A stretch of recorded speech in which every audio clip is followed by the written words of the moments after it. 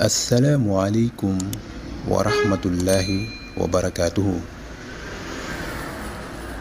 ginnaaw bi ñu sante yàlla julli ci yonent bi sallallahu alayhi wa sallam, mbokk internet yi ñu ngi leen di nuyuwaat di leen jaayafal bu baax. tey nag dañuy ñëw ak yéen ci saaru yi di suuratul kahfi. dinañ ñëw ak yéen ci njëriñu ku koy jàng, muy saar wu am doole lool. suuratul kahfi mi ngi am ci lu toll ci 110 aaya. su fekkee ni danga ko tàmbalee ci naas yi jëm kaw, soo jeexalee suuratul maryama yaa ngi ciy teg suuratul kahfi. su fekkee ne yaa ngi tàmbalee ci baqara jëm suuf, soo jeexalee suuratul israa suuratul kahfi nga ciy teg. soo xoolee mi ngi nekk ci digg alquran. mbokki suuratul kahfi nag ci tàmbale ba yàlla mu ngi ci sant boppam wàccee gu mu wàccee alquran ci jaamam yi, muy alhamdulillahi allazi anzala ala abdihi alkitaaba walam yaj'al lahu iwaja. kon suuratul kahfi nekk na saar bu am solo lool.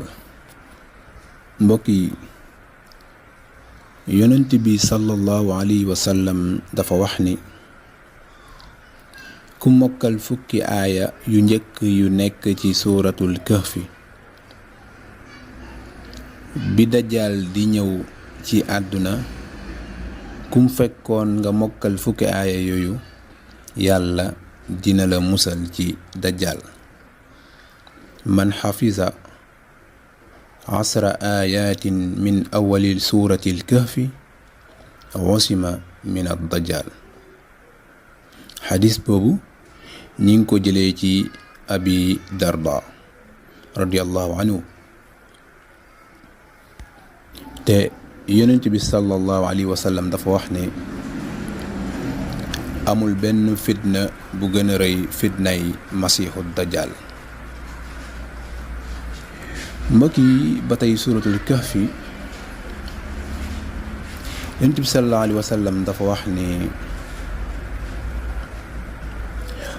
ku jàng suuratul kahfi bisub aljuma, man qaraa suuratul kahfi yawmul jumaa, mu ne ku jàng suuratul kahfi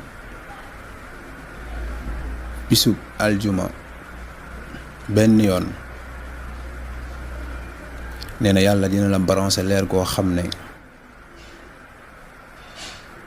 day nekk ci yow aljuma ba delsi. boo xoolee bari na ñuy faral di jàng suuratul kahfi bisub aljuma, des fois sax danga koy gis ci statut yi. kon di jàng suuratul kahfi bisub aljuma lu am solo la. man qaraa suuratul kahfi fi lyawmi aljumaati adaa lahu min nuuri ma baynihi wa bayna aljumaatayni. di jàng suuratul kahfi bisu aljuma, yàlla day def ci yow leer koo xam ne day nekk ci diggante ñaari aljuma yi, muy aljuma ba beneen aljuma di ñëw. kon di jàng suuratul kahfi lu baax la. soo ko mënul jàng nag, soo mënee ijji di boole nga fexe di ijji di boole, bu yàggee dinga ko mën. waaye boo ci mënul yooyu yëpp tamit nga fexe di déglu alquran, di ko déglu, ndax yàlla nee na kiy jàng alquran day am yoolu, waaye ki koy déglu tamit day am yool. yàlla ni yàlla defal barkeeb alquran. wassalaamu aleykum wa rahmatullahi wa barakaatu. beneen yoon ak beneen vidéo incha allah. jërë ngeen jëf.